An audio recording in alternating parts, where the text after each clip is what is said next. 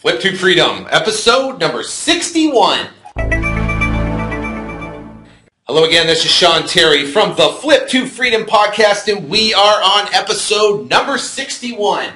Now, if you are listening for the very first time, I'd like to welcome you and let you know that I have designed this podcast for you to help you go out and escape the 9-to-5, get out of the rat race, be done with corporate America, and live the life of freedom. Now, I can tell you, in this podcast, we talk about wholesaling properties, quick turning real estate, where you can get a property under contract for one price, let's call it $50,000, and turn around and sell it very quickly for a higher price, call it $60,000. And you can make the spread in between, which is a $10,000 profit. You can do that one time a month. You can do that 5 times a month. You can do it 10 times a month, whatever the case may be. It depends on how hard you want to work. Now, that's what this podcast is about. I have now 60 different episodes that teach you the entire process of exactly how to go out and find sellers and find buyers and find,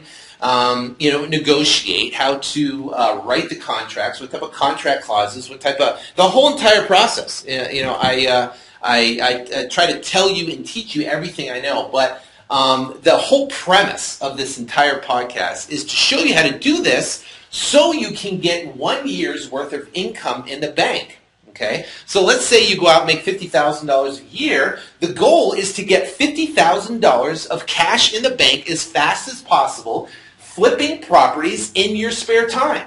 That's the whole goal and the whole premise behind this podcast.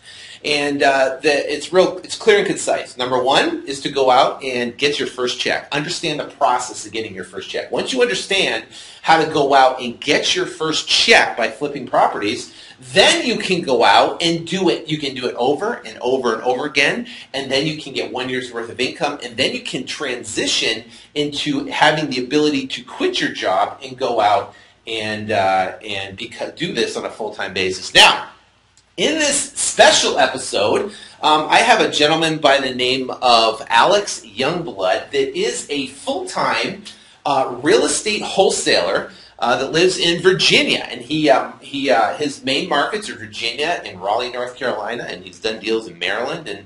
And what we talk about is some incredible things. His journey from him being in a job that he didn't like and he felt guilty about leaving to go to lunch, to where now he is, it's already in August this year, has made well over $200,000 so far in what people would call a real estate recession or a real estate depression. And he has done this by flipping houses with just by marketing for sellers and finding buyers and making the spread in between.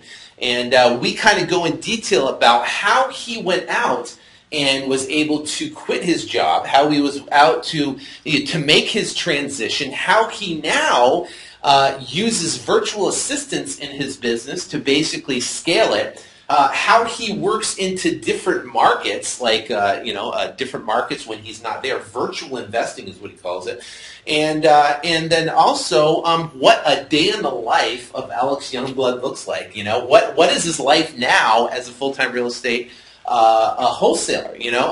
What is the typical day in the life? So we talk about that, and I think you're going to absolutely love it because he doesn't hold anything back. He spills all the beans in this particular episode, and it's great to hear how other people do business. Now, we do a similar concept, but we use different marketing materials. We have different concepts of how we market. It's great to see how another investor successfully implements these things in his business. Okay, so that's what we are going to talk about. Before we get into that, I'd like to recognize a couple people who went actually into iTunes and submitted a review. They went out and searched the Flip to Freedom podcast, and I think if you just search real estate investing on there, I think I'm in the top 1, 2, or 3 up there for real estate investing within iTunes, and went in and submitted a review. And I really appreciate for people doing that. It helps in the ranks within iTunes. and it helps for other people that are, searching for podcasts and they see the reviews. So this one came in on August 11th, 2011 from Brian G. 5-star review, and he says, just got the check for my first deal. He's pretty excited.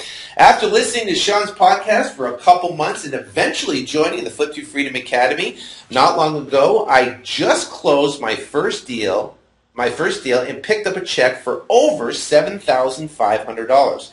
I follow the steps he takes about his podcast and the step-by-step videos in every aspect of the business, from buying and building websites to how to mail yellow letters and finally writing contracts. Leads have come pouring in, and I look forward to a lot more deals to come. Between this podcast and the personal help you can get from joining the Academy, nothing is missed. Thanks, Sean. Well, thank you for writing that review, Brian. I greatly appreciate you taking the time and going in there, and congratulations on your first check. I got to get that video of you, so we'll hook up and do that. All right, next one came in on August 10th. From Daniel Waith that came in, 5 stars. It said, the best real estate wholesaling podcast.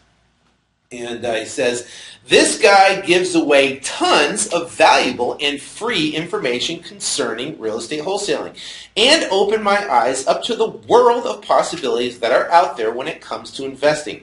I had never heard of this particular niche of investing, wholesaling, and when I originally went through all the podcasts in an ebook a couple months ago, I'll admit I was thinking, yeah, right. This sounds too good to be true. This guy is telling stories. But after continuing to listen to his podcast and testimonials, the information Sean was giving out made sense, and I came to the conclusion that I would have to be an absolute fool not to pursue this. Sean keeps his program in his teaching simple, humorous, and to the point, which I absolutely love. Thanks, Sean, for all you do, buddy. God bless. Well, thank you for those reviews. I greatly appreciate you taking the time and going in there and doing it.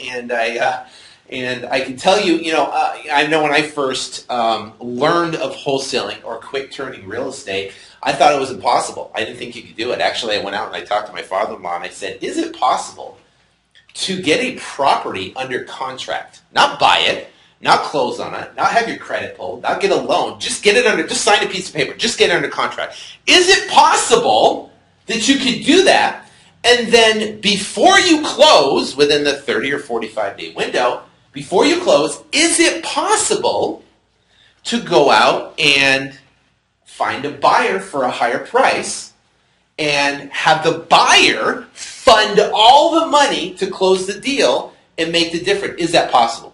Now, my father-in-law is incredibly positive, always supportive, but sometimes people don't know what you don't know. So what did he say? He said, absolutely not. There's no way you can do it. Can't happen. But he said, I do have a friend of mine that has been a real estate agent for 20 years. You can talk and call him and talk to him and see if it's possible and it would work. So I said, okay. I turned around and called him, and he was very gracious and very nice. And I said, hey, is it possible to do this? And kind of broke down the concept. And he goes, yes, it is possible, but you will never, ever find deals that cheap because most of the people just list the properties, or most of the people are swooped up by other seasoned investors. It's going to be very, very difficult for you to go out and do it. See, now, if you know my personality, if you tell me I can't do it, I'll do it 10 times over just to prove them wrong. So I don't know if that's a character flaw or what, but I had a belief that it could happen, and I believe in massive action. So I went to work and I cranked it out, and I went out and I was taught when I first started back in 2003 to knock on pre-foreclosure doors. So I did that and went out and I got my first deal in 3 weeks. And made over $11,008 on my first deal in my first 3 weeks doing this exact same concept. And I can tell you that changed my whole life, literally. Because now I knew it worked. I proved it worked. I proved it worked to my wife and my family and friends, whatever. I proved it worked. There's a lot of naysayers out there saying, oh, this can't work, and da-da-da, it's not going to work. But guess what? There is no better revenge than massive success. When you get a check and you can show them, say, hey, listen, I got a check, and you put it in their face and say, this does work, guess what? It just seals the deal. And once you do that once, all I can say is once you do it once, everything will change from that point forward, because you know it works, and then it becomes doing it over and over and over again and building a long-term profitable business. And then guess what? You're going to be at the point where you're going to have more cash. You're going to have cash in, right? And then you're going to have cash out. Those are cash in that comes in and cash out for expenses. And then what you're going to do is you're going to have cash in, you're going to have cash out, but then you're going to have what's called cash stick. Cash stick is when you have excess funds left over from the money going out for expenses in your life, the life that you live, right? So when you have that cash stick, then you can start putting it into buying rental properties, investment properties, and there's ways to do that to make sure you're okay with that and stuff. But that is the concept. So now, once you get to a certain point to where you have your rental income is paying your bills, guess what? You don't have to wake up in the morning if you don't want to. You don't have to go to work if you don't want to. You can go and play at the beach all day if you like. But that is basically the concept. So without further ado, I want to get into the interview with Alex. I think it's going to be something you're going to love. If you want more from me, you go to flip2freedom.com, flip2freedom.com. I wrote a 129-page book that pretty much breaks down the entire concept that we're talking about on exactly how to quit your job in 19 weeks or less by applying these principles and marketing. And you can get that at flip2freedom.com. All right, so let's get into this interview with a rock star real estate wholesaler on the East Coast in Virginia, Alex Youngblood. And let's get into it because I know you're going to love it. Now, I can tell you, this guy is rocking the house. And he's going to share some great tips with you, and I know that you're going to gather. So make sure you break out your notes on this one and take some notes because it's awesome. All right, let's get into this interview with Alex Youngblood. See you on the next side.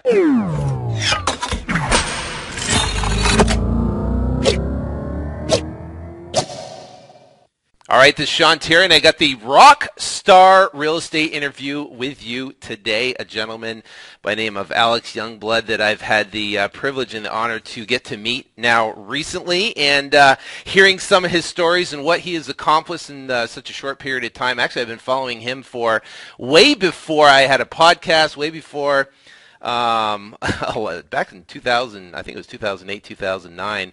But now you have a podcast. You're flipping deals right now in the market, and we're going to talk about your business and virtual wholesaling and using virtual assistants, and which is awesome. So, Alex, how you doing today? Doing excellent, man. I really appreciate you having me on the call. Look forward to it. Like I said, I've been following you forever. You've got great stuff. Your content's phenomenal. I think I've read every blog post on your blog, Live Real Estate Investor. And, I do. I'm when it comes to knowledge, I just suck in, as much as I can from everybody. But you are one of the people that I have bookmarked and read your stuff continuously. So thank you for putting that stuff out there. I appreciate that, man. That means a lot to me. I strive to bring the best content I can to the market. That's awesome. All right, so we're going to talk about some. What I'd like to talk about is about virtual assistants and working virtual markets and current deals you're working on and stuff. But what city are you in, and how'd you get into the whole wholesaling game? Sure. Well, I'm actually in Virginia, Hampton Roads, which is actually comprised of 7 different cities within the southeast Virginia area. One of them is Virginia Beach, Chesapeake, Norfolk, Newport News, Hampton, Williamsburg. Mm-hmm. That's the main area that I'm in. I kind of stumbled into the real estate business, actually. My wife and I came down here in about 2003. And my original intent of coming down here was actually to go to further ministry training at a seminary, actually. Mm-hmm. And certain things happen different ways or whatever. And obviously I'm not in that. I'm not in full-time ministry as of right now. But we started in a small apartment 2003, paying like $400 a month or whatever it was. Right. And when you're paying $400 a month for an apartment and you don't have a really good job as of yet, and you really can't afford cable at that point either. So what do you watch? Infomercials. Infomercials, yeah. So you got sucked in too, huh? That's right. So, I saw the Carlton Sheets, Really? infomercial and a little bit of that, and then a little bit of the midget guys, from. Yes, I remember them. I was like, you got to be kidding me. I remember that. I'm like, these guys are making money. What? Doing what? And obviously I didn't have any money to buy any of these real estate courses or any of the information or anything like that. So I looked on the next best place, eBay, right? So I believe I bought a Ron LeGrand. No, I bought a Carlton Sheets course and really didn't know what the heck that thing was talking about at all. I mean, I went through that course. That was pretty intense. I didn't know what a mortgage was, really. I didn't understand refinancing. I knew zero when it came to real estate. So, that was my first course that I bought for like $20 or something like that on eBay. That's awesome. So, but I was able to find somebody actually at the seminary that I was going to, who was involved in real estate, and it was kind of funny the way it came about, because this guy had these courses or whatever. I had talked to him, and everybody at the seminary was kind of it was almost like a drug deal when he was handing me the courses. He's like, "Shh, don't tell me."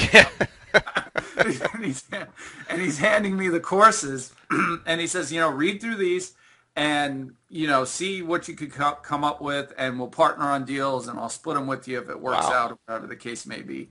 And still, I didn't understand anything.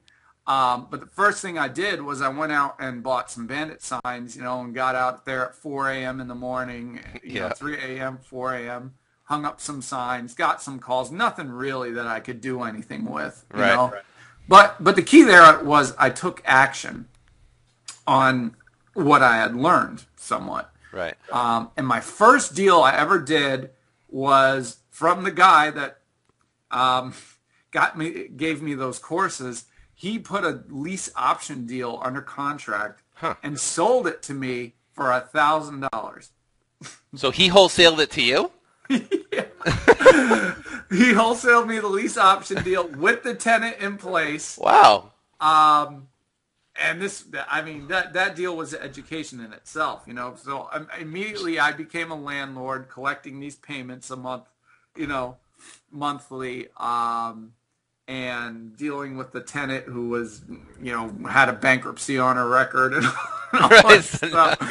And I think she had the right to buy the house for like $115 or no, what was it? I think it was $84,000, and I had the right to buy it at the mortgage balance, which I think was like $69 or something like that. Right.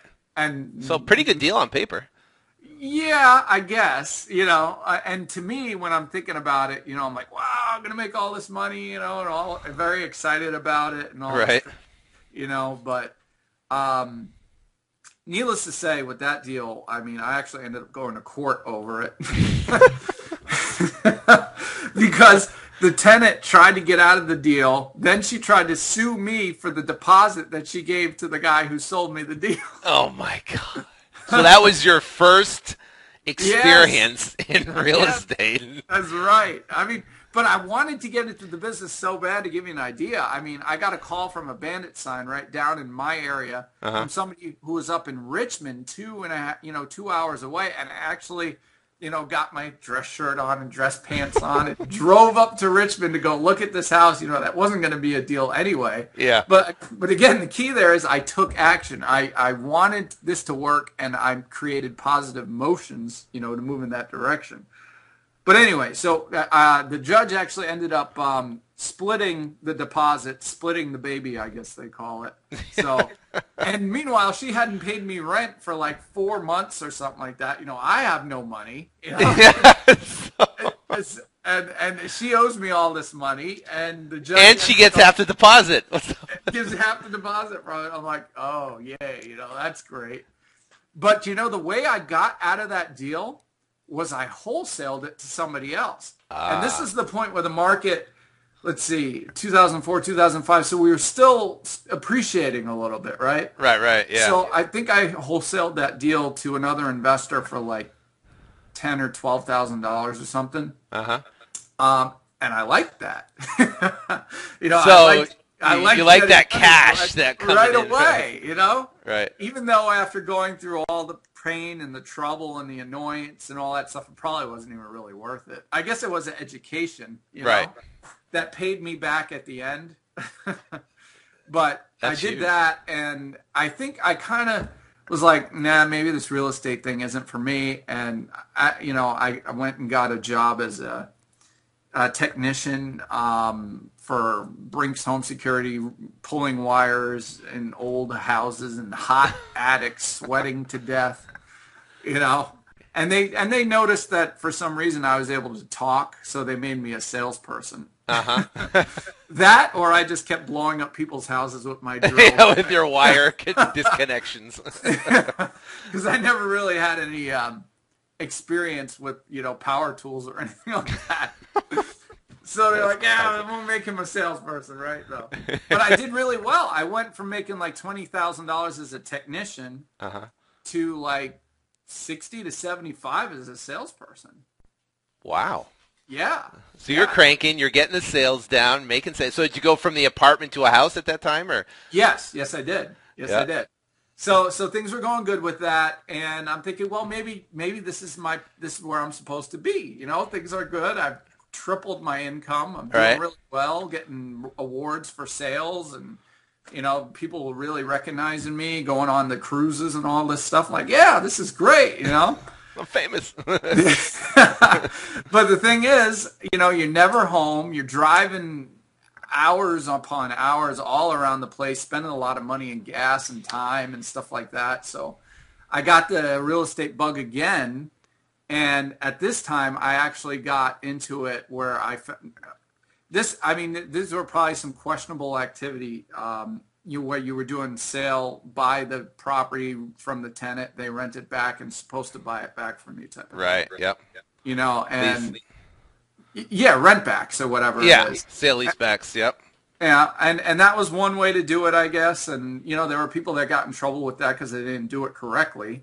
But I actually had people buy the houses back from me, so I felt like, you know, I did well. You know. Yeah, actually, I've done multiple of those, you know, tons of those different transactions, and I think where people got in trouble is where they presented it as a refinance or a mortgage type of thing. And they signed all this paperwork, and within the paperwork of the stack of stuff they're signing was a quitclaim deed over to the house. And next thing you know, they would, you know, kick the people out, which is just obviously fraud, just ridiculous. But you know, if you go in there with the intention, okay, listen, I'm going to help this person out, and I'm going to try to, you know, buy the house from them, give them the ability. I put them in credit repair. I paid for the credit repair. I know. Did the whole thing to try to get them, you know, back in the house. And some were successful, you know, and some weren't, but they just continued to, as a rental, rent the property. Yeah. I mean, I did that, and actually I went out and got a mortgage. Like, I didn't just do a subject to transaction where you take over the payments. Right. I actually went out and got a mortgage on the house. So I really stuck my neck out there. I mean, that was a little crazy, but you know. Yeah, is what it is, right? So I did a couple of those, and people bought the houses back from me, which is good. That's awesome. And I still was at the point where I'm not really making serious money with this, you know. Right. And again, I wanted to get to the point where I was making that cash, that consistent cash, so I could move away from what I was doing in the security business. And in fact, my next step was going from security to starting my own security company with the previous manager that was at Brinks Home Security. We started our own ADT authorized dealership. So went from Brinks to ADT, Uh-huh. the two biggest rivals. Yeah, anyways, but now you're essentially a franchise owner, correct? Is that what you're saying, or something like you're a retailer of them, or? yeah, I was an authorized dealer. Gotcha. Okay. So it is sort of like a franchise, but they don't call it a franchise for whatever legal reasons. But Right. long story short with that, I really created a job for myself. I mean, we really did we went from zero to, I mean, when I quit that job from Brinks, I was making all this money. I stopped making zero money. And we took that company from a no-name to, we grossed like $2 million our first year. We did really, really well. Wow. However, for whatever reason, that money, I guess, never found its way into my I mean, I think we had a lot of expenses. You really don't, when you have a business like that and you have trucks and buildings and employees, I mean, we took this thing big, even though you're making $2 million, you're really not getting back in your pocket. The typical traditional business. You got lease costs, truck costs, employee costs, you got insurance, you've got mortgage payment, you got all this stuff, and next thing you know, you're going, holy cow, I made $70,000 this year. It's just as much as I did before. What the heck's going on? Right. That's right. And that's, and that's what happened. So I basically figured out, wow, I created myself a job here. I've got all these employees. Everybody's looking to me, and I'm the manager, and my partner is my boss, basically. And it just became a nightmare again. So I said, I got to figure out a way to get out of this. Right. And what I did was, again, I took action. I realized the key to making the wholesaling business work is lead generation. Because if you can create leads, then you can make offers and create that value and that spread, that we need. But you got to be able to do it consistently. And I mean, that in and of itself took a lot of trial and error too. I mean, so after that point there, when you had you had your business, right, and you're working in your business, and you realized you're working a ton of hours, and that you knew you wanted to get back into real estate.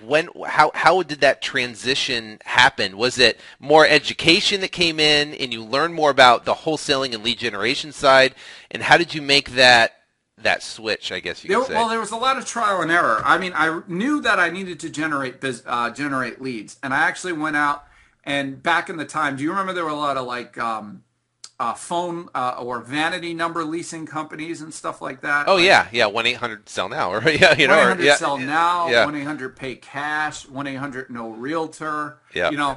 I actually tried the 1-800-NO-REALTOR or No Realty phone number. I did the commercials. I got to be on TV and all this fun stuff. But the leads, I would get leads, but they weren't good enough to do with what I needed to do. Gotcha. So I kind of even said, well, I'm on TV. I'm generating leads, but this isn't working. I'm not getting enough to put deals together. Right.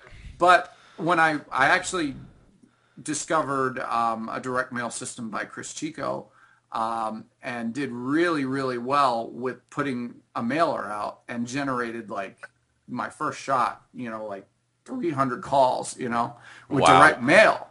And from then on, it was working for me, so at that point, all I had to do was figure out a way to systematize the calls coming in and answering and going through the leads, because I was getting so many at that point that. So you were working your business, and then you came to that point where you mailed out and you got those 300 calls. So how did you juggle the time between taking all the calls or returning all the calls and then working your full-time gig? It was tough. It was tough. It didn't work out so well, and my partner, obviously / boss, wasn't too happy with the commingling of your time. Exactly. Yes. Yeah, your focus and time, and there a lot of the listeners listening right now are at that point where their heart is where the real estate is, but their body, I guess you could say, has to go do that 9-to-5 job. And so they're at the point right now where they love it. They want they see the idea, they see you, and they see the lifestyle you can have,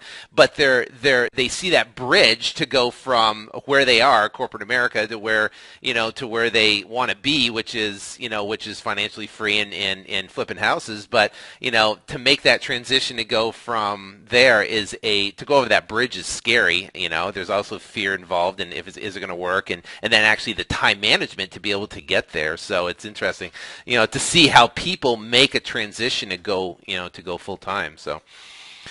Yeah, absolutely. So once I was able to realize that, I was starting to wholesale deals as well from those calls. Yeah. And I and I started making money. I think I made, $70,000 to $100,000 one of those years with wholesale deals. Yep. So I realized if I actually put my full time and attention to this thing, I could probably make it even better and bigger than if I was, with my other job or my other business, Right. So I made the call. I think it was back in 2008 of May, and told my partner that I was going to have to move on. So May 2008. So you were doing deals, but your time was kind of split. But you're making good money, so you understood how the process works. So you were comfortable with it, right?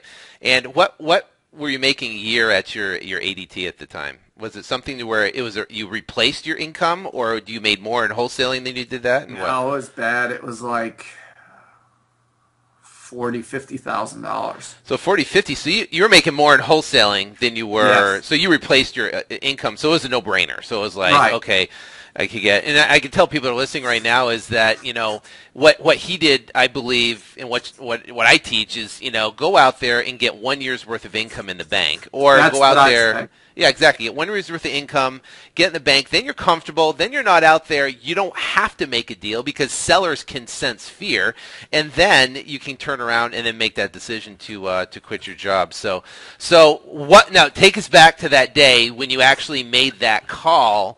Were you kind of freaking out? Was it? Oh yeah. Were you nervous? Oh, yeah. Now how old are you? 30. So you're 30 years old, guys, and he's self-employed, living the dream. And how many kids you got? 2. So you got 2 kids. You're married, of course, right? Yeah. And I think we were talking to you yesterday, and you're out in the backyard in the middle of the afternoon playing with your son, whatever, and we'll get into your lifestyle and what this business can do for you. But you take it back to that point to where you had to make that call and that decision point. What were you going through at that time? It was tough. It was tough because even though the money was, I wasn't making a ton of money. Now, 40 to 50 to some people may seem like a lot of money. Right. I don't know. But the juice wasn't worth the squeeze, I was working, I was giving a lot of my time. I didn't feel like I could even go outside, or go home for a little bit if I wanted without having to say, "Oh, please serve me, I go home," Right. So you felt that obligation or that yes. guilt. You wanted to stay late. You wanted to be there early. You wanted to put your time in because there was that guilt factor that you didn't want to leave. Right. No, it wasn't guilt. It was my boss / partner. And I would see him, right? He would just get up out of his chair and go to the store if he wanted to, right? Yeah. I do that. Where are you going? Oh, jeez. You know what I mean? Right. So you were trapped. Yeah, I really did feel trapped at that point. So, I mean, I knew that feeling that was there, but I also had made money, and I have to give props to my wife because she was very supportive of me making that change. And whatever I've done, my wife has been very supportive of me. So that's awesome. I mean, you need that. You definitely need to have the supportive spouse, because if you don't, I mean, they could freak out on you if you quit your job, and like, whoa, we're going to make money now. What are we going to do? We're going to live in a poorhouse. We're never going to have food. We're going to be living in a shelter, blah, blah, blah, blah. But she had seen the money that I had made with real estate. And so we knew, all right, so we were making 40, 50 here, but also 70, 80, whatever it was, with real estate. So if we just took one, and even if we kept it at that level, we'd still be fine. Right. But I knew if I was able to focus on it every day, I could double, triple, or quadruple those results. I had that faith that I could do that. Right. But I'll tell you, as soon as I quit that job or business actually, he had to buy me out of the business, which was kind of cool. Right. So I got a check for $500 a month for quite some time after that. Residual, perfect. Yes. With no stress. Right. That very next day, I think we went to the beach, and I just remember looking out at the water and feeling the sun and the breeze, and knowing it was like 11 o'clock in the day or whatever, and I was and just feeling free, just feeling like, I don't have to worry about all these employees calling me. I don't have to worry about this guy wondering where I'm at, what I'm doing, what my productivity level is, and all this baloney. I just felt free. I knew I did the right thing. And from that point on, I just never really looked back. Now, I think everybody listening, to this right now is, they want that right there. If you could package that up and then sell that as a, because the bottom line is that feeling when you're sitting on the beach and you're going, listen, you don't have to answer to boss. You don't have the stress of, of this, this gorilla of work and job that's it's amazing. So from that point, you felt the freedom, and from that point you went out and you ramped up your business, or what happened? Because that was was that in May in 2008? That was, I believe, May of 2008. Yeah. Right. And I just continued to do what I was doing. I think I continued with the direct mail. I think I was doing some pay-per-click online and stuff like that. Got a couple deals from that here and there. Uh-huh. But I was in a point now to where I could really take focused attention onto different marketing venues on bringing in leads. Because obviously I understand the process of how it works. I'm good at talking to sellers. I was good at meeting with sellers. And buyers is not an issue. Oh, people always say, "Oh, I don't have a buyer for my deal." Well, I say you don't have a deal. Right. Yeah. Exactly. I agree 100%. But so buyers wasn't an issue. I had all that in place. So now it's just a matter of saying, how can I get more leads? How can I get more and more coming in the system so I can put them in the funnel, so to speak, and it would just spit money out, Right. And I just kept doing more direct mail and more direct mail and more direct mail, different types of direct mail, different lists, working with different lists rather than just one, and just ramped up that way. And when you're in one market, obviously there's only so many people you can mail before they get mad at you. You can't mail the same person every single month. You just can't do it. Right. But I would do mailers of 10,000 pieces a month, Right. So, and if you have a market where your total count is about 20,000 people that you can mail that are good people to mail to, that's twice a month. So you got to find other ways to do things to generate more leads, And that was the absentee market I was doing. So I learned how to do some more free and clear marketing.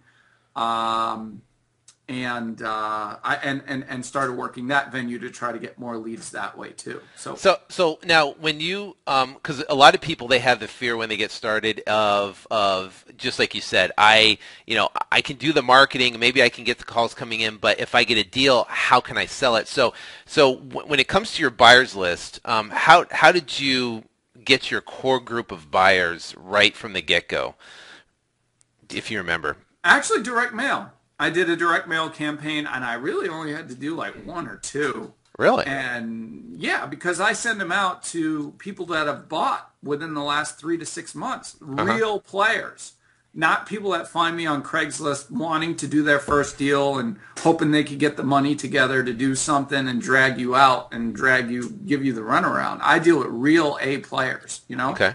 So you pretty much marketed to all the cash transactions in the last 6 months. In what type did you send them a postcard? Did you send them? Yeah, just a regular postcard. Kind of fits very similar postcard to what I do for sellers.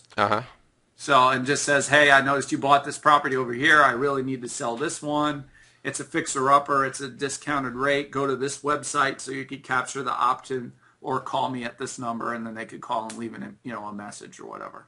Oh, cool. So that, yeah, and I've done direct mail to buyers one time, and I think we didn't really target I guess cash buyers is more like an affluent. We did it based upon demographic and stuff like that. So it wasn't as targeted. It didn't work as well as I expected, but obviously that must be an effective, effective. So you did that a couple times and you sent out 5 to 10,000. You don't need to do it very much. All you need is maybe 5 buyers. Yeah. Yeah. That's all you need. And I mean, we were talking about that deal I just did. And it's just a matter of sending a text, hey, I got this one. Go look at, here's the lockbox. Let me know, Right. Yeah. It's to help you. You don't need thousands of buyers. You need a handful of buyers. And those buyers will continue to buy off you, especially if you got good deals. Right. Get the people that are, you want to get the repeat buyers, people that do this for a living, doing deal after deal after deal. Because if you can get the one-off buyer here and there, and maybe that can fill in a gap, so to speak, while your repeat buyer is really busy. But you want to focus on those, the repeat buyers. Building a relationship with your core group of buyers that are doing it. Okay, so now when you're doing 10,000 mailers for sellers, how many calls you got coming in? A lot. A lot. On the low end, let's say a 3%, 4% response rate. What is that? That's like 400 calls, right? Right. Okay, so let's talk about the list. The list that you target. What's your bread and butter list? Absentee. Okay, so absentee, and you get that from ListSource? Is that where you typically get it? RealQuest. I signed up for a subscription. Okay, so you go to RealQuest, sign up for a subscription. You can get comps there too, correct?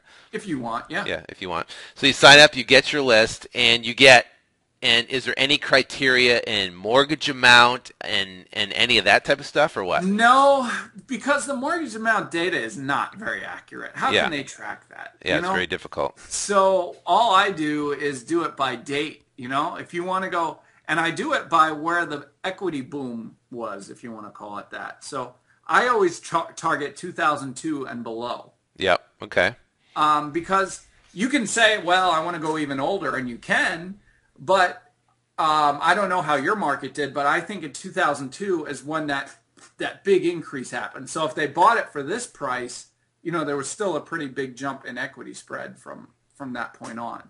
Right. It's not guaranteed, but you'll get more leads that way rather than targeting like going for 1992 or 1982, Yeah, I usually go 1997 for the Phoenix market. Because Phoenix, we're pretty much back to 1997, 98, 99 prices That's how you have right to now. look at Yeah. So it's market specific, which is so if you have a market that drove up like crazy, like Las Vegas, Phoenix, or maybe parts of Southern California, you might have to go back 97. But you got to have use kind of common sense. If your market didn't do it, maybe go back 2002, 2003, and you'll be able to generate probably a bunch of more leads that way. So your list is absentee, and let's talk about your mailer. Sure. It's just a plain black and white, very boring text-driven postcard, that says, hey, Sean Terry, I want to buy your house at 123 Main Street and close in 30 days or less. And that's the main headline. And then the rest of it basically just says, hey, I'd really like to talk to you about this address, blank. I'm a cash buyer. I can close in 30 days or less. I can, if the house needs repairs, no big deal. I want to do business with you. I'll make things easy as possible. I'll pay your closing costs, no realtor, blah, blah, blah, blah. Yeah, the typical pitch. So it is personalized. Yes. Okay, so it is personalized and mail merged, right? And you do that with click to mail? Yes. Okay. Is that something you do yourself, or do you have your assistant do it? No, I do it myself because click to mail is a little finicky. Uh-huh. And when we're talking about mailing lists, those two things, you cannot screw those two things up because that, you spend money on that, number one. Sure. And if that gets screwed up, your lead source is screwed up. So I haven't handed over the reins on that yet. Not going to either. Gotcha. It doesn't take long once you've got it down, No. Once you get the list, you import it, you go through the whole process. Now that you Now, are these calls going to a personal voicemail? Hi, my name's Alex. Please leave your name and number after the phone. Or is it something to where, hi there, this is Alex Youngblood. I'd like to buy your house, and I can do this and this and this and this. Have you seen the voicemails that kind of pre-screen the people, or does it go to a generic, hi, I'm Alex? No, it goes to, I actually have been using a pretty good pre-screening one that says, to let you know I'm a real estate investor, I have to make a profit on this. Otherwise, there's no reason for me to be buying your house. If you Really? want top dollar, you can go ahead and list it with a realtor, make the necessary repairs that need to be done, wait the 6 to 7 months to sell it, and you might get the most that way. You just have to, play the game in order to do that. But if you're flexible, you want to work, you want to sell in the next 30 days or less, leave a message, let me know. Really? Wow. Yeah. That's interesting. Hey, gotta love the he's cute. Yeah, he's cute. He's. What were you saying, Eric? The black car. He's saying thank you for the black car. Because I bought him a. Here comes my other monster. I bought him a Power Wheels Escalade. Oh, you did? Yes. So he has one like Daddy now. That's awesome. That's awesome. Look at the blonde hair on these guys. Holy cow. That's awesome. Yeah, I can tell you, for people listening, there's one thing that is great about this business is that you have the ability to obviously work from home. You don't have to have a huge, overhead. You don't have to have a big office. You don't have to have a ton of employees. You don't have to have any of this. I mean, you can literally work, out of your house. You can have an assistant, and you can be doing upwards to 50 to 100,000 a month in revenue, and on good months, and be able to do something, but also be able to spend time with your family and your kids, and do some stuff like this, which is fun. So cuties. All right, so I'm intrigued about your voicemail because I've tested different things and stuff, and I'm an advocate of the yellow letter, but I do postcards as a second mailing. So this voicemail that you have, you get still a 3% people that actually leave a message, or do you get a lot of hangups? No, that has to do with, we just did a mailing actually in Raleigh, and I get a really good response rate down there. I think I sent out 3,300 postcards, 3,200 or 3,300. And we've had over 200 calls at this point. Wow. And this is within the last couple days. Messages left, let me see here. So just under 10% with a generic. Now, what's your mailer costing on Click-to-Mail? That campaign cost $1,100. That's not bad. So you're I think about 3% left messages. So 3% left messages. So you're talking about 33 cents per mailer. It's like 36. Yeah. 36 cents per mailer, and then out of 3,300 times 0.03. So yep, you had 990. Is that right? No, that's 30%. I was going to say 990. Wait a minute here. Let me do my math. Roughly, a little over 200. Yeah. So you about 100 voicemails, roughly, right? Yeah. So 100 voicemails, that's pretty good, though. Yeah. For voicemails of people that are going to listen to this whole message and still go, okay, I want out of this house, right? Yeah, well, some do, but some still come out there and say, yeah, I listened to your message. That was a great spiel, but I want this much. Yeah. And so you still get the unmotivated people, but not as many. You don't have as many motivated. Yes, exactly. People. Okay. So, wow. Okay. So that's pretty interesting. Now, when when I know there was a big break point in your business where you would do it all yourself. You would call back all the 99 people. You would call back the hang-ups. You would, do all that type of stuff. But then there was a transition, and I don't know exactly when that happened, when you said, okay, I'm going to branch out and hire a virtual assistant, and I remember for me, I was, and I've had an assistant local assistant for a while, but when you have it's a next step to the business that that just kind of progresses along the way. But I'm like a control freak. I want to kind of do everything myself. You know what I mean? I want to answer the calls and talk to the people and do this and do that. What brought that transition for you into virtual? Where you're using like a virtual assistant?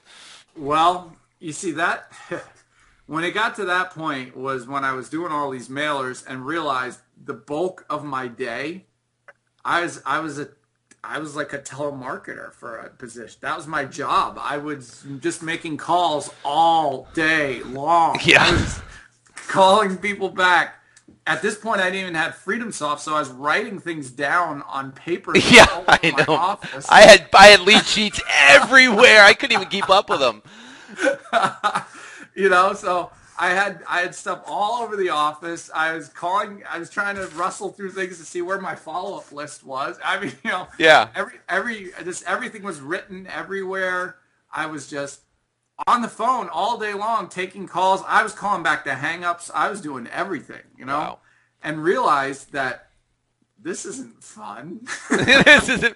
Yeah. I remember I sent a campaign to my cell phone.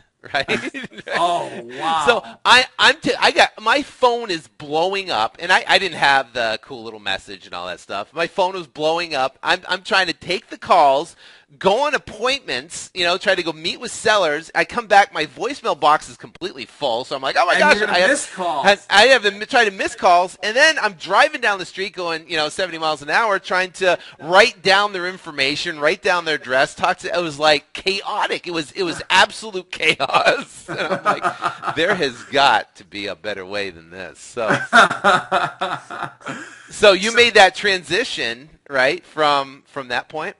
Yeah. I think what made me do it. I'm trying to think what it was where that breaking point was, but my virtual assistant's been with me almost 3 years now. Well, let's see.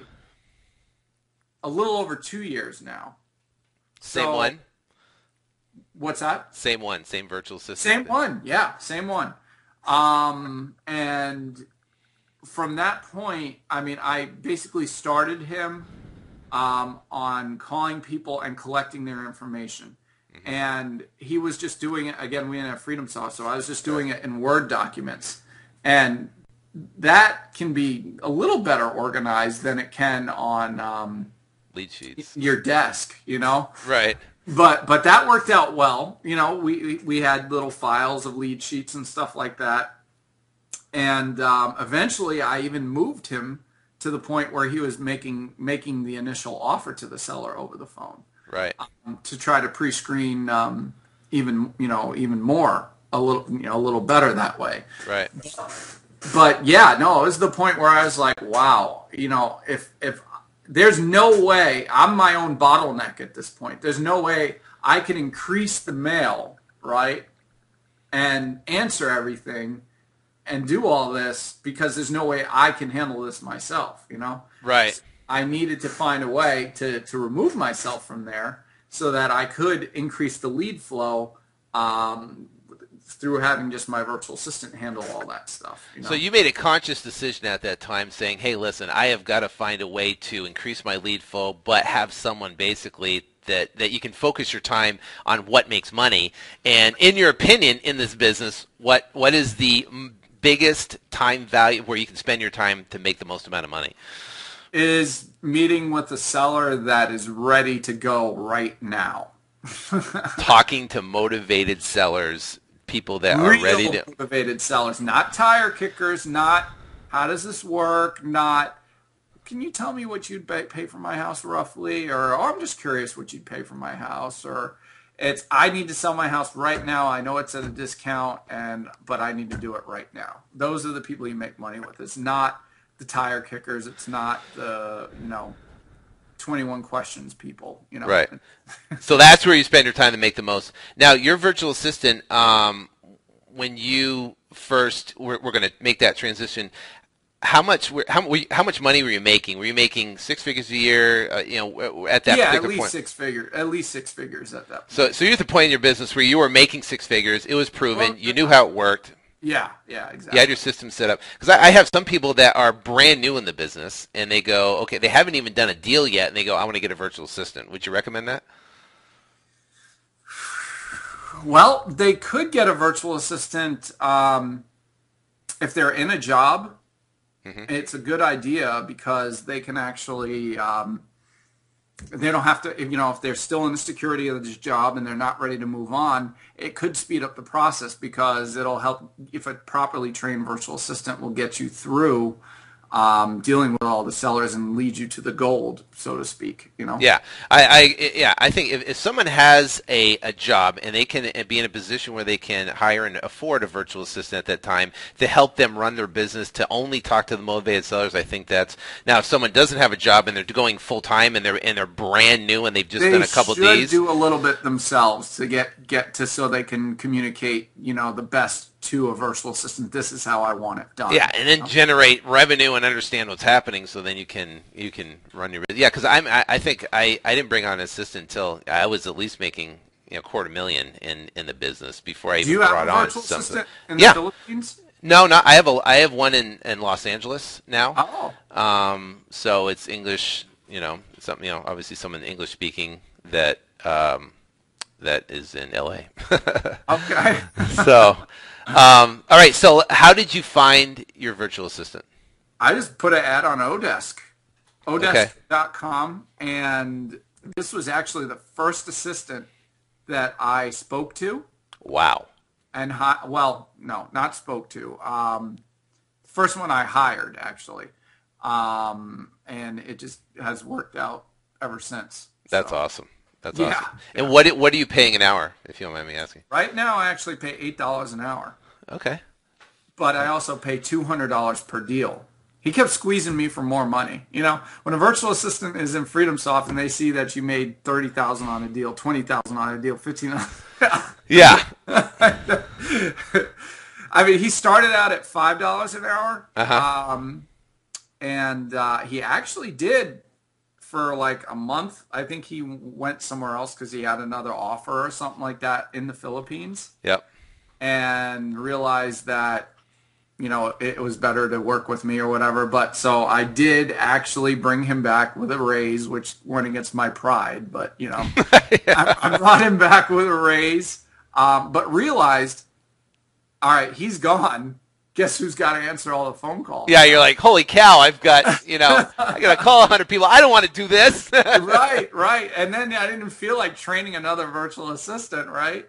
So I realized if I paid this guy, let's say, he works 40 hours a week times 8, that's 320.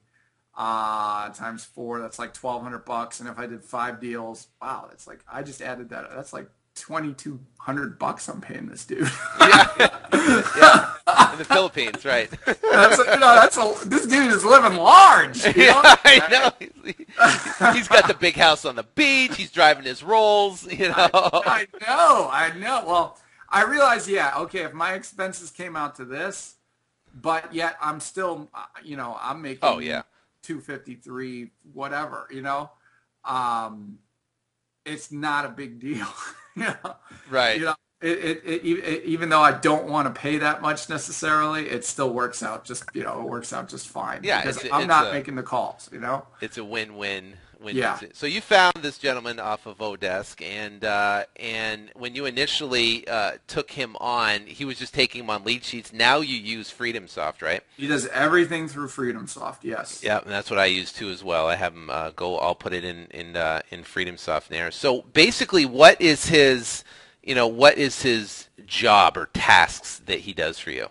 Basically, what he does is he logs into my Freedom Voice account, which is the voicemail system, and he listens to all the calls that came in, and he calls them back and collects their information, lets them know we're going to be back in touch with them with a ballpark figure, and if they're good with that, then we'll set up an appointment and actually go out and meet with them if they're good with that, if they're good with the ballpark number. He also pulls the data sheets from RealQuest. He pulls the property detail report as well as the comparable sales report and uploads those all into FreedomSoft. As before, if I wanted to see what a property is worth, I got to log in a RealQuest, got to go enter the address and do all this stuff. Now it's all in FreedomSoft right away when so that way you're not. So it's right under the attachments, and you can pull up the attachments, you can view it right there, and you can know exactly what you're talking about with a person when you call them back. Exactly. Okay, and what else do you have them do? That's the main thing. That's the main thing right there. Do you have them market any properties? Do you have them put anything on post on Craigslist or Backpage or anything? No, because actually, with FreedomSoft, if you use their marketing tab, with a click of a button, everything goes onto your buying blog or whatever, and then even puts it out on Zillow and stuff like that. I've actually got deals from properties being listed on Zillow, believe it or not, from FreedomSoft listing it on there. Yeah. That's crazy. I mean buyers that way. Yeah, buyers that come that are able to do that. That's awesome. So so now let's talk about real quick before we go into wholesaling in a virtual market. Your day in the life. What is the day in the life of Alex? And now that because you went from the job, you crossed that bridge, you are successful wholesaling. You have a virtual assistant set up. You've got all the calls coming in. What's that day look like, or a month in a life, or whatever of. Sure. Well, I basically I get up at about. Now, I have 2 kids, right? So I get up around, 7, 8 o'clock in the morning or whatever it is, the time that they wake up. And I try to do a hour workout in the morning, which I actually work with the P90X. Oh, you do? Yeah. Geez. Yeah. That's awesome. So I do that in the morning, eat breakfast, and I take a very long commute to work. Up the stairs to your office, sit down in my chair, pretty much after, and I do look through the leads that my virtual assistant is inputting into FreedomSoft. And my basic, I'm kind of more of a manager as far as managing what's coming in. And, does that look like a good one? Does that look like a good one? Does that look like a good one? And kind of manage and say, okay, this looks like a good one. I know you calculated this offer. Oh, that's another thing the virtual assistant does. He takes the tax assessment and then does a formula of 0.70 and subtracts 30 grand for repairs out of it and comes with the ballpark. So he also has figured that. That was something I used to do. I used to do that for every single property and say, okay, offer this. Okay, offer that. Offer this. Offer that. But I said, okay, no, I'm done with that. That's very annoying. So I went ahead and have him make that ballpark offer unless I notice something that looks really good, then I'm going to hop on it and take it. So during the day, I kind of manage, through FreedomSoft, the leads that are coming in and look at that. I also look at other types of marketing and look into doing different ways of handling things, just kind of working on my business instead of in my business, Right. Now, if it's a Tuesday or a Thursday, I actually get up and leave at about 11 o'clock and go take a Muay Thai kickboxing class and then do a jiu-jitsu class after that. So that takes about 2 hours of the day. That's awesome. And then I come back, eat lunch. And then maybe if there's a property to go look at, I'll go look at it. If it's a really good deal or not, either that or I just come back upstairs. I spend a lot of time on Facebook, maybe way too much time on Facebook. And who doesn't, Yeah, I mean, I have a Wholesaling Houses full-time Facebook group where people talk a lot about wholesaling and stuff, and I put a lot of comments in there too. So for someone listening, who if they want to go on the Facebook and join your group, what's it called again? Wholesaling Houses full-time. So just search Wholesaling Houses full-time Alex Youngblood, and you'll find the group, and you can join it. Yes. So I do spend a lot of time in there, but pretty much by 5, I'm done. I'm pretty much done for the day, roughly.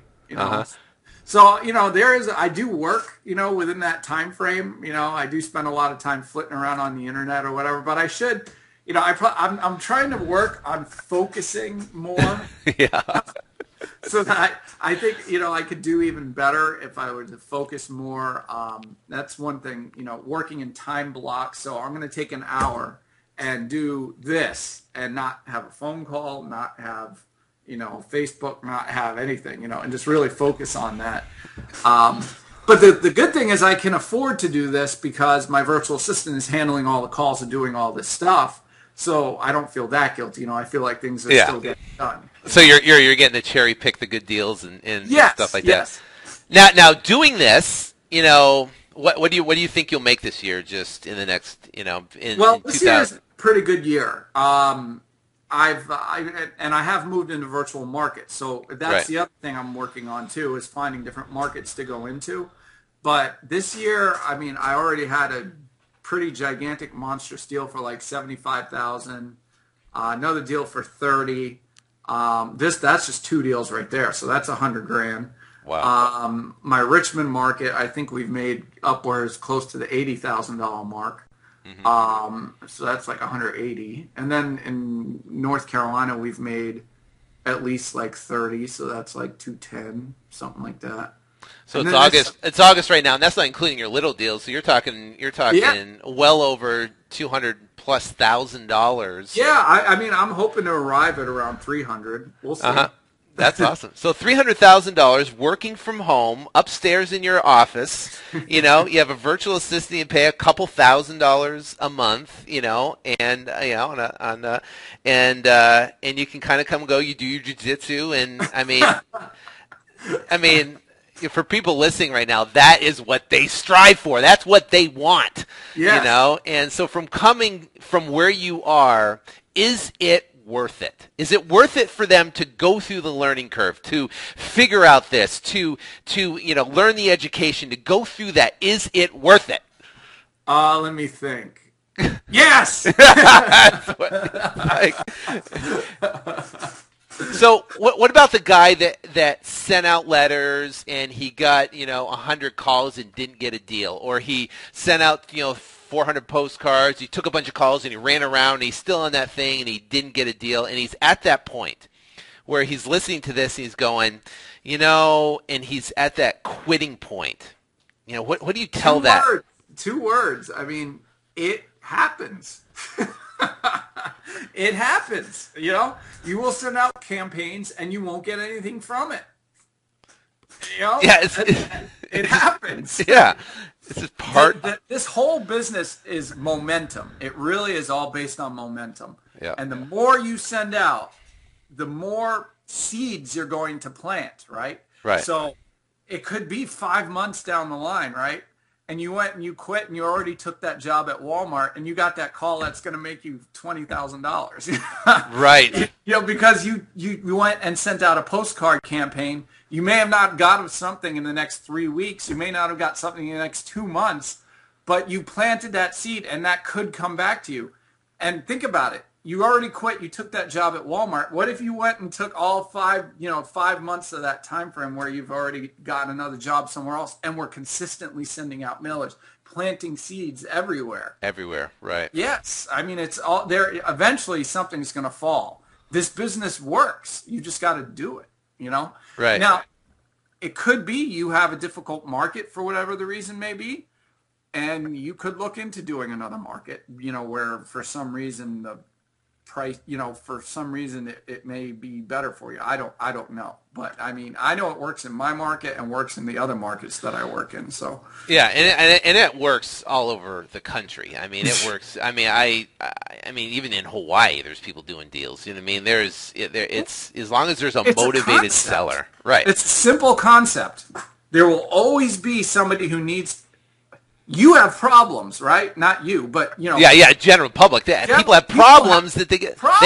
They have divorce. They're absentee. They get houses. Yeah. They need money. Yeah.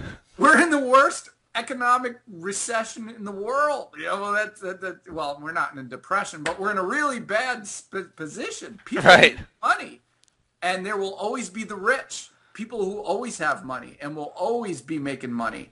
So they're the people that are always looking for deals. So you will always have the people looking for deals, and you will always have the people who need to sell fast. All you have to do is wedge yourself in between there. Right. There will always be that opportunity. So what if the market downturns another 50% and houses that were worth 150 are now worth 75? So buy you, it for you 30, get them for sell 30 and sell them for Who 40. cares?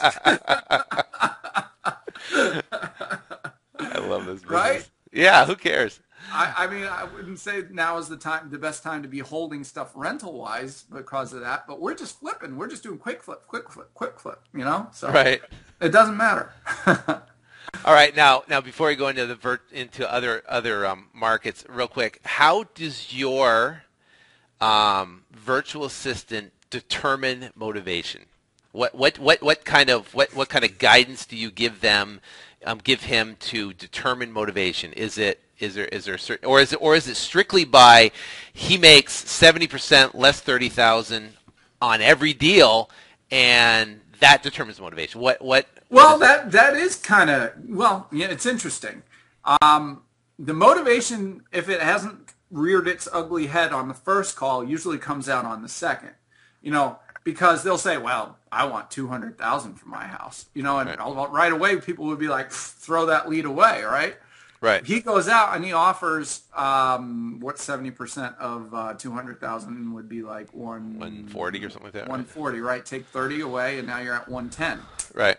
He offers 110, and they say, maybe I would consider that. So it is kind of based on how they respond to that initial offer that comes out. So prior to having them make offers, would it be like, okay, the house is vacant, or the house is we do get all inherited? That information as well. The house is vacant. I just inherited it, and I've got 3 other brothers, and they all want to sell this house right now. That's all. He does ask the right questions. He's basically gathering the story of what the story is, and he'll just input that in, and so then just have to listen.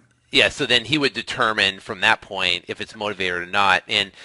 And what I do with my versus, I have a folder, a motivated folder, and they'll save that lead under that group, the motivated group, within FreedomSoft, and then that's all I look at. I look at the ones that are motivated, and those are the people that I call back and then set appointments with or make offers or whatever. Right. Which seems to work out. Okay, so that's interesting. So tax assessed value, and why tax assessed value and not going into, say, FreedomSoft comps and that? Because the comps are not clear cut in FreedomSoft. Did I just say that? Yeah. No, I say the same thing. It's you have to actually determine. You have to look at the actual closed sales. Right. You can't just say, well, FreedomSoft says this house is worth this. It doesn't work that way. Because it's very hard for any machine to do that, And when I say machine, I mean Zillow, I mean, e-appraisal or the other items. Yeah, because they take actually trustee sales, where they foreclosed on it for $200,000, and that is considered a sold comp, but everything else in the area is 120, and this one's 220. Right. And then that skews all the comps. So now I think Zillow is actually has been very close to value. But if you look at Zillow, eAppraisal, and RealQuest, and use those 3 free comp services, if you want to call them that, and just average those out, you get a pretty good idea of what the house is worth. But in my area, tax assessment is pretty close to what houses are worth. In different markets, it ranges, though. Really? Yeah.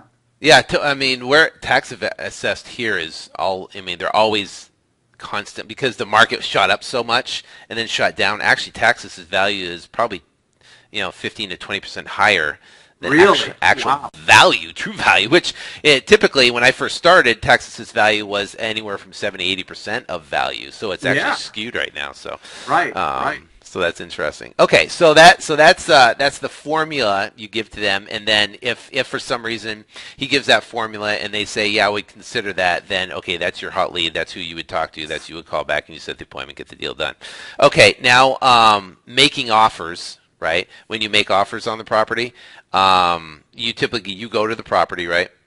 Or you do a lot where you're making an offer either over the phone or you're just sending a contract. Yeah, I mean, it really depends on my feeling, and we were talking about this earlier. It really depends on feeling, and that's something that's very hard to explain. But if you feel that it's going to be a deal, I didn't mean to rhyme that, but if you feel that it's going to be a deal with you just sending a contract and they're like, yeah, just send it to me or whatever, and we're good, Yep. then I'll just send it out, But if I feel this is going to be a deal that needs some maintenance, so to speak, is going to need some massaging, then I will go out there, But you just got to kind of get the feel for it. Because a lot of times, too, when I deal with absentee homeowners, they could live in Timbuktu, right? Right. I can't meet with them in Timbuktu. So you just have to fax it or you have to email it, and that's it. That's all you can do. So let's say they accept it. Who would go get the pictures? Well, I know the model is you're supposed to take pictures and put it on your site and all this stuff, but all I do, this last deal I just did, all I did was put a lockbox on it and told the buyers to go look at it. I'm like, well, I don't want to take pictures. That's boring. Boy. They're going to look at it. They're going to make their own assessment, Right. So I just told them to go look at it, So this deal, and this was how much did you make on this deal when you just closed? Well, it is in the verge of closing, but it will be 30. I got it for 50, and we're going to assign it for 80, so 30. So you that came off a just regular postcard? Just a regular absentee mailer, yeah. So did your guy take the call? He did originally, yes. So he took the call, put in Freedom Soft. You got the feeling on this one. You called the seller up. What was the seller's story? Her dad had passed away. He was in a nursing home. He had passed away. The house was what she said was in bad condition, which is good. I like when sellers say that. Yeah. And she's getting divorced as well. So that's another, a combination of motivations. And she needs some money, I think, to settle the dad's estate. And as well, she's getting divorced. So. Right. So divorce, bad condition, had to settle the estate, the whole thing. Okay. Yes. And then you went on that appointment? Right? Yes, I did. Yeah, you did. So you went on the appointment. The house was pretty nasty, was it? Was it in bad condition? It looks bad. It looked bad. It looked like it had a lot of termite damage from the initial onset. And it's just old, dated, had a lot of cool stuff, laying around on the inside. A lot of these houses, have older, weirder stuff. But the interesting thing was, I'm like, okay, I could hire a termite guy to go under here, and look at it if I wanted to. But my buyers are going to do that anyway, so why not let them do it? Yeah. So my first buyer I sent out there, I said, before you go out to this one, go ahead and send a termite guy underneath the house. So I was forthright with that, Right. And he came back and he said, okay, it's going to be $3,500 to fix under the house. Yeah, no big deal. Right, especially for a house that old. Right. So that was great. And then they went in and looked at it. Took a couple days, I guess, to run their numbers or whatever. And they actually offered me $75. And I was originally asking $89, actually. Wow. Yeah. They offered me $75. I was like, how about $85? And he came back. He said, okay, how about $80? And I take you and your wife to Ruth's Chris. I said, okay. Done. So you just via text negotiating. Text, yes. I've actually sold and closed a lot of deals via text. It's awesome. So you just sent this lady an offer? Yeah, I just faxed it to her. I didn't even tell her what it was going to be. I just okay. And, here's another thing. She had an attorney as well. I was like, okay. She's got people who are supposedly looking at this. She's getting a couple estimates, is like they like to call it. She's got an attorney. I'm like, we got two motivating factors, but we also got two, roadblocks. You got two roadblocks, right? Yeah, exactly. So I was like, okay. Screw it. So you just sent it out into the air, and it came back the next day signed. That's right. And you're like... From the attorney's office. From the attorney's office, too, really? Jeez. Yeah. And you had all your, did you have your out clauses and contingencies and all that stuff in Yeah, there? 21-day inspection period, actually. Wow, that's awesome. Yeah. Okay, 30 and then days to close. you didn't take any pictures, and you basically just put it on a lockbox. You text out to one of your buyers, or did you do a mass text? Did you I do an email told blast? 2 buyers about it You told 2 buyers, via text. Yeah. guys that you know that you do deals with, right? And they went out. One guy Scratch that. 3.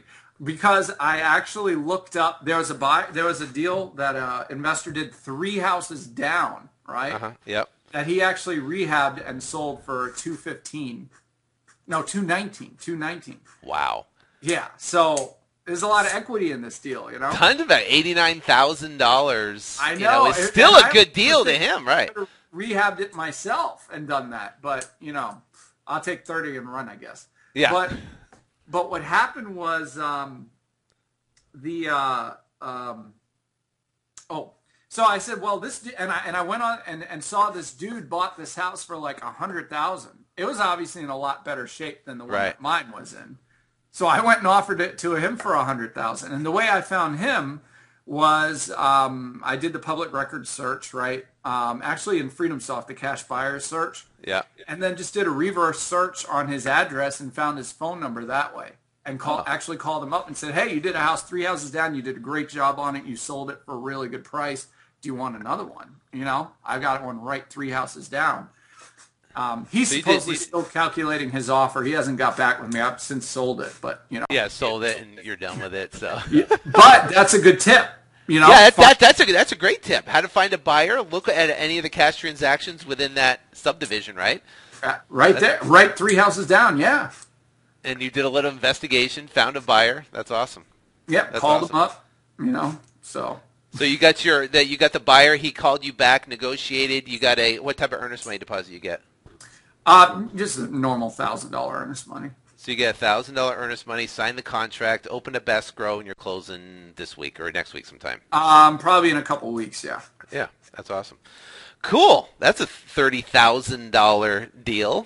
Cha-ching. Cha-ching. I love that. Some people don't even make that in a year, and you can make that on a deal.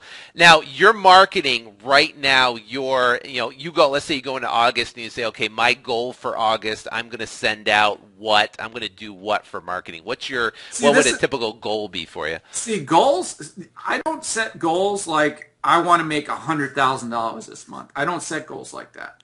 The way, and I've said this before in blog posts and stuff, I set goals I can control. You want to set goals you can control. And a goal you can control is how much marketing you can send out. Right. So I can say I want to send out 5,000 in this market, 5,000 in this market, 5,000 in this market. That's something I can control. That's something I can do. The results will follow. Right. So, like for somebody who's struggling on getting a deal and they're like, wow, I just want to make $5,000. Well, you can't necessarily control that. But what you can control is going out and putting out 100 bandit signs. You can control how many marketing pieces you want to send out. Right. You can control all that stuff. And that's kind of what my goals are, So you write the goal and you say, okay, and what is your typical goal? Is it 5,000 each market? Is it you want to send out 30,000 mailers or? I'm in the process right now where I've got a lot of calls coming in, and my virtual assistant is starting to run behind on some of them. So I may need to have to find another virtual assistant. But if I'm going full guns a-blazing, it's going to be 15,000 or plus postcards with the different markets going on. Wow. That's a lot of direct mail.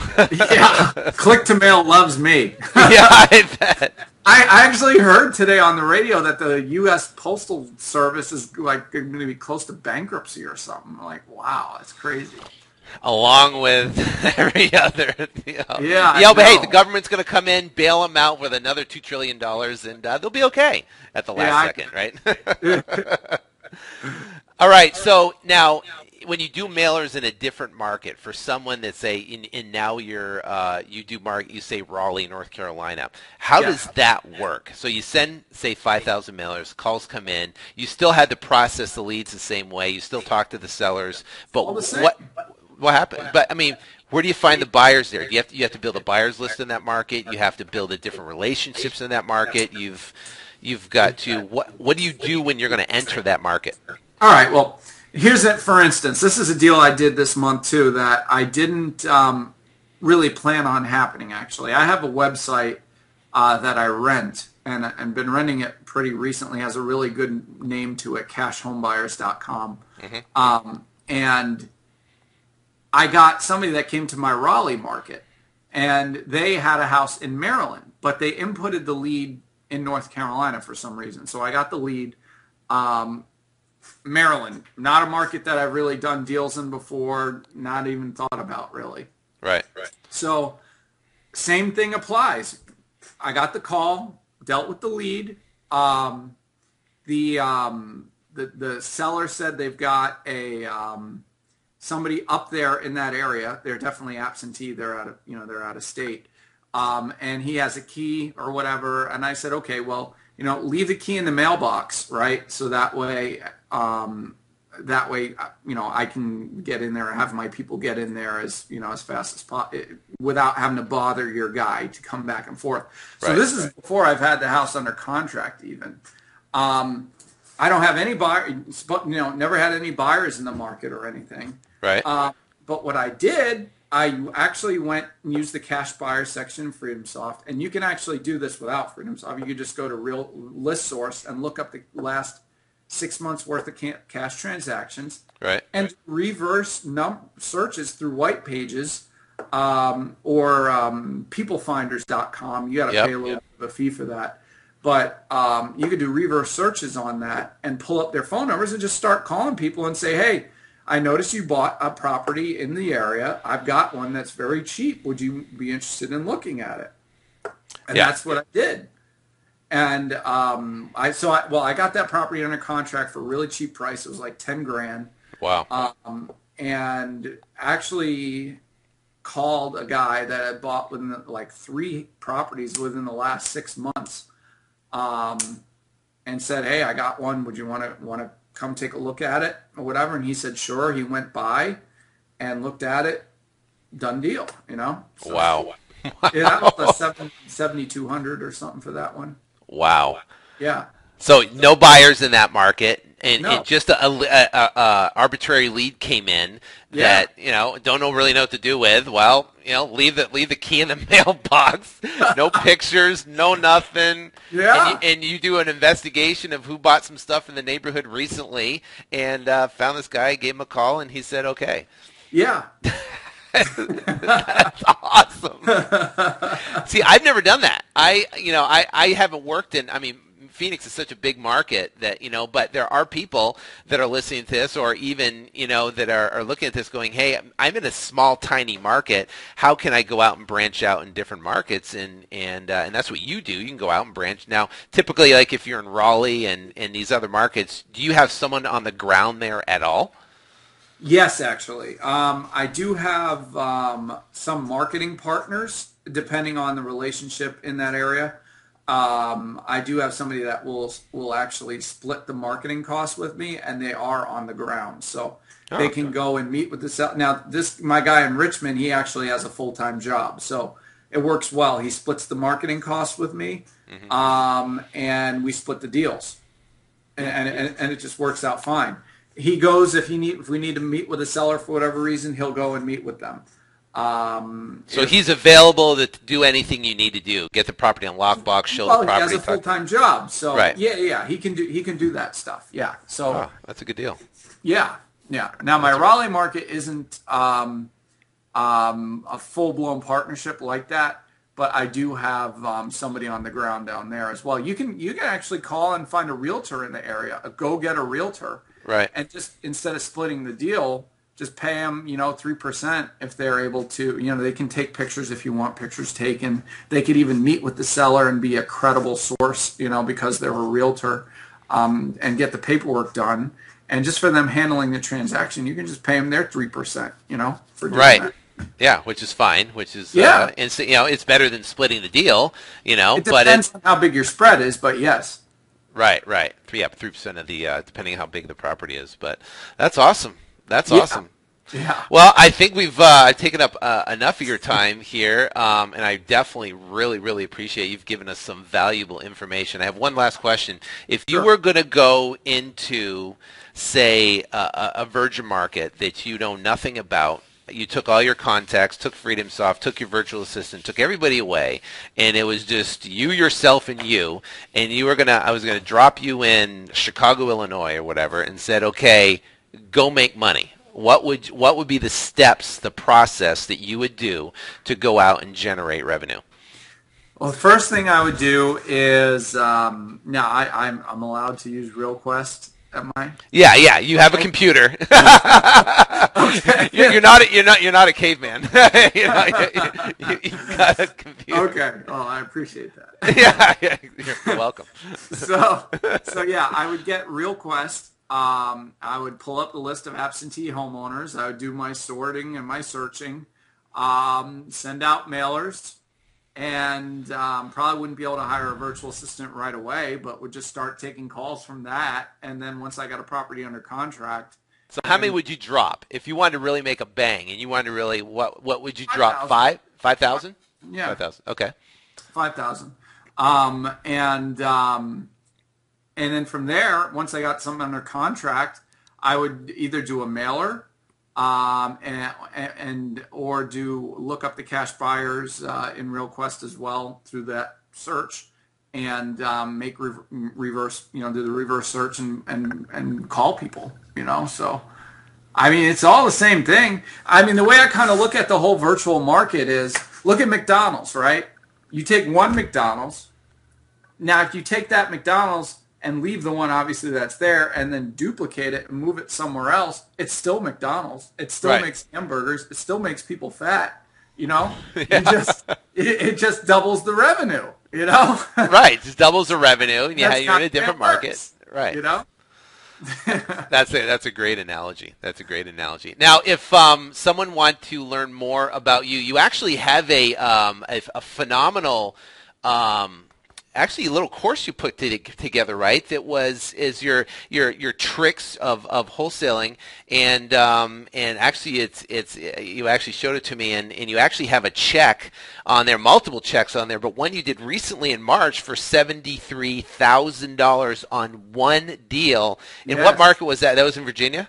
Yeah, that was Virginia, Chesapeake. Yep. Yeah, so you kind of give your secret sauce, right, to what you've done in the trick. Tell us a little bit about this. Sure. I mean, basically what it is a training that I did with, if you want to call it a closed door training. People actually paid to get me on a phone call or a webinar where I gave away some of the things I do that are a little bit different, than the mainstream information that people are getting out there. A lot of people just hear, okay, get a property, market, find a property, get a property on a contract, flip it to somebody else, right? Right. And that is how it works, but there's a lot of little details, that go in between there. Right. Like for instance, you get a property under contract. How do you show the property without the seller getting suspicious, right? Or how do you show the property if the seller's living there? Yes, all those little things like that, are all little things that creep up in there. Like, what do I call that? I think I call that unlimited access trick. So if it's a vacant property, you just get a lockbox and put it on the property. Right. Sometimes it's not as easy as just getting a lockbox and putting it on the property. You have to work that into the contract, because after you get the deal, you can't go back and say, well, I need to get a lockbox. Sometimes that will work, sometimes it won't, but you have to present that property properly to a seller, and present it as what benefits them. Do you want to run out here every single time I need to get somebody to look in this property, or you've got a full-time job? You're not going to be able to look and, get me out here every single time I need to. So right. You got to present it as a benefit to them, as that why you're going to put this on the house. Or what happens if there's a tenant in the property? Those are the worst ones. Your tenant is going to tell that buyer every single thing bad about that property, Right. But you want to get that tenant on your side, right? So right. you can offer them a bonus, right? So you basically say, hey, listen, I need, this is what's going on. I'm going to be buying the property. Unfortunately, you're going to have to leave. Yeah. Why not make some money while you're at it, right? Right. So, if I give you $100, or you could say 500 or whatever, I just need to be able to have free access to get somebody through here, give me your phone number, blah, blah, blah, blah, blah. I need some contractors to come looking through here. Yeah. And, and get that tenant on your side so that you can do that. Right. Because other than that, if you have a tenant and you're operating blind, you only have 1 or 2 chances to show that property, and that's it. Yeah, that's an unknown factor. That's before they start getting crazy or telling the seller or whatever. Wait, I've got 7 people coming through here. What's the deal? I don't know what's going on. Yeah, exactly. So little things like that, are things that I talk about, and little tricks of the trade, and just little techniques and stuff. I mean, those are 2 great tips and tricks you just said. So you have a bunch of those inside this program, right? I think 22 to be exact. Yeah. That's awesome. Yeah. And those are time-tested things that you've learned over the years that work in this market. So if someone wanted to, see what this is all about, and I think you have some free videos too that you... Yep. They can go to 17, the number 17, not spelled out, 17sneakytricks.com/videos. 17sneakytricks.com/videos. Now, for everyone listening, I'll have a link inside the blog post there at flip2freedom.com, so you can check that out. But if you want to go there, you can watch his videos and you can learn more about his 22 tricks and tips that he has about that. Also, those are bonus tricks. Those are the bonus tricks there. They're thrown in. 17 main ones, 5 bonus ones. That's awesome. That's awesome. All right. Now, you also have a podcast, too. You're a podcaster. I'm a podcaster. What does that mean? Who knows? But it's I don't know. But it's fun, isn't it? Go to realestateinvestingmastery.com, and I have that with Joe McCall, who does wholesaling and lease options, and that has some great information on there as well. Yeah, and actually, I know Joe, known him for a while, and I've been, like I said, been following Alex for a while now, and they released a podcast now in iTunes. It's currently, as we record this, new and noteworthy inside of the business section. If you search in iTunes, it's called Real Estate Investing Mastery, and they have some great interviews with some people that actually I was just listening to the interview you guys did with Steve Cook, right? Yeah, and I mean, phenomenal. I mean, great success story. Great information. You guys asked some great questions, on there. So, kudos to that. That was awesome. So I think the great Sean Terry was interviewed on there as well. Yeah, I actually, it's funny. I didn't even know he had it on there. I think we did the interview. I think 6 months ago. So I didn't know. It's like, hey, that's pretty cool on there. So that was awesome. So hey, Alex. Thank you so much for your time. Again, if people listening, if you want to get more information from Alex, he has 17 sneaky tricks, right? .com/videos. You can watch the videos, or you can search in iTunes for his podcast at Real Estate Investing Mastery. He also has a website, realestateinvestingmastery.com, where you can get some more information there. But I can tell you, like I said, he's the real deal, has been doing deals, is doing deals in this marketplace, and he is a rock star when it comes to the real estate investing niche. He's doing phenomenally well, and I appreciate his time to take here to share his experience, his information, knowledge with you guys at the Flip to Freedom podcast. So, Alex, great job, man. It's fun talking to you. Thank you, sir. I appreciate it. You rock. All right, we'll sign off here, and for the people listening, and we will talk in the next episode. Take care.